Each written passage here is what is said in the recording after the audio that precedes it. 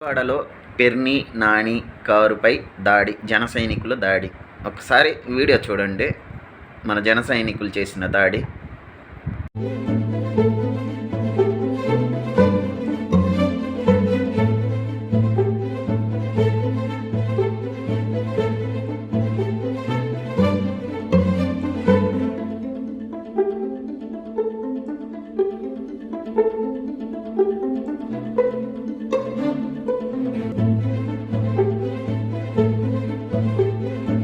మధ్య పెర్ని నాని గారు జనసేన అధినేత డిప్యూటీ సీఎం గారు పవన్ కళ్యాణ్ గారి గురించి విమర్శించినందుకు జన సైనికులు క్షమాపణలు చెప్పాలని చెప్పి ఈరోజు గుడివాడ వెళ్ళారు.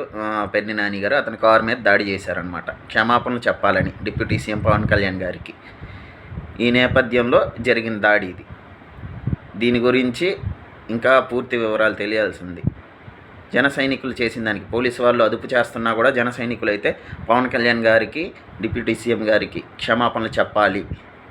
వాళ్ళ మెయిన్ అంశం ఏంటి అని అంటే, వాళ్ళకి పెర్ని నాని గారు వాళ్ళకి క్షమాపణలు చెప్పాలి. ఈ మధ్య విమర్శించిన దాని గురించి క్షమాపణలు చెప్పాలని డిమాండ్ చేస్తున్నారు.